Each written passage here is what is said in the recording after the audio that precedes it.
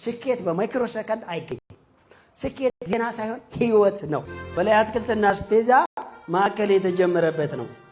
እዚህ ቤት ውስጥ ነው በ1500 ብር አትክልትና አስቤዛው ሲከናወን ነበር። ከዚህ ፕላስቲክ ቤት ውስጥ አሁን ደግሞ ወደዚህኛው ቤት ወደ ተሻለው ቤት ገባ። ከአንድ አመት በኋላ ግልጽ ነው አይደለ? ከአንድ አመት በኋላ 2011 ላይ ወደዚህ ገባ። እንግዲህ እንዴት ካላችሁን እዛው መዋል እዛው ማደር የተገኘውን ገንዘብ ሙሉ በሙሉ ነገ ደግሞ የተሻለ ዕቃ ማምጣት ይሄ ዝናብ ያስገባል፣ ፀሐይ ያስገባል፣ እንስሳ ያስገባል፣ ሌባ ያስገባል። እዛው ውለን እዛው እያደርን ገብታችኋል አይደል? እንደዚህ ነው ይሄ የተገነባው። እኔ ዛሬ የሚገርመኝ ነገር ግን ገና በጊዜ ዘግቶ ባመረ መኪና ተሳፍሮ ወደ ቤት የሚሄድ ሰው እንዴት ይሰራዋለሁ ብሎ ደንበኛ ከየት ይመጣል? እንዴት በቀልድ ያድጋል? ኢትዮጵያ ውስጥ እየኖርክ ለምን ታሾፍብናለህ? ሙድ አተያዝብን። እውነቱን ንገረኝ ለምትሉ ሰዎች እውነቱን እየነገርኳችሁ ነው። የዛሬ 7 ዓመት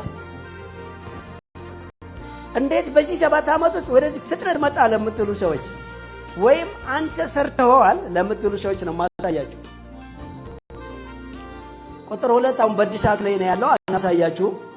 ከዚህ ቀጥሎ የምታዩት ደግሞ ኮተቤ ገብርኤል መግቢያ ላይ ከቅድስት ማርያም ቤተክርስቲያን ወደ ቅዱስ ገብርኤል ሲሄዱ በግራ በኩል 80 ሜትር ገባ እንዳሉ አዲስ አስፋልት ላይ ከግንቡ ጎን የሚገኝ ነው። መቃኘት አለባችሁ ማለት ነው። ይሄ ደግሞ የምታዩት ቁጥር 4 ወሸን ሰፈር ወደ ጤና ጣቢያ መግቢያ ከዋናው አስፋልት 30 ሜትር ርቀት ገባችሁ ታገኙታላችሁ። አሁንም አለ። ይሄ ደግሞ የተወሰነ የምታዩት እዚያው ማምረቻው አይመስልም። ይሄ ደግሞ እንግዲህ ቁጥር 5 ነው። ምናልባት የዛሬ 3 ዓመት 2 ዓመት ነው የተከፈተው። ሁለተኛ ዓመቱ ፊጋ መስቀለኛው ላይ ከመስቀለኛ መብራቱ ወደ መገናኛ ታክሲ ማያያ ጋር በስተቀኝ በኩል ፊጋ ክኒ መድኃኒት ቤት የሚለው አጠገብ ላይ በተንጣለለው ግዙፍ የንግድ ማዕከል የኛ ነው። እሱ ደግሞ ቁጥር 5 ተብሎ ተከፍቷል። ለመሆኑ ቁጥር 5 ከተከፈተ ወደዚህ በየዓመቱ ብራንች መክፈታችን ጋፕ አድርገነዋል። ለምን ካላችሁኝ ሌላ ፕሮጀክት ተከፈተ። ምን ይመስላችኋል?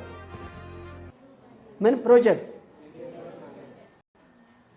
እንዴት እንደምገልጹ አላውቅም። ከዛ የራስ ተዘነጋና ትውልድን ማሰብ ተጀመረ። ሰው ምንድነው ባገኙት ዕውቀትና ሀብት ወደፊት ብቻ መሸምጠጥ? ህዝብ መማር፣ መሰልጠን፣ መበልጸግ፣ ማደግ አለበት። ኢትዮጵያን ሲንጋፖር ማስደረግ ይጠበቅብናል። እስኪ ሁላችሁም እኪሳችሁ ባለ ብር እስኪ ቅድሚያ ምቾትን፣ ቤትን፣ ቴሌቪዥንን፣ ፍሪጅን፣ ሶፋን ሳይሆን አእምሮን ለማስፋት ማርኬትን ለማስፋት ጊዜ ስጡና እኛ እያንዳንዱ ፍላጎት ላለውና ትኩረት ለሰጠን ሰው ጎንደር ይሁን ጅማ፣ ጅጅጋ ይሁን ድሬዳዋ፣ አሶሳ ይሁን ሰመራ እንመጣለታለን።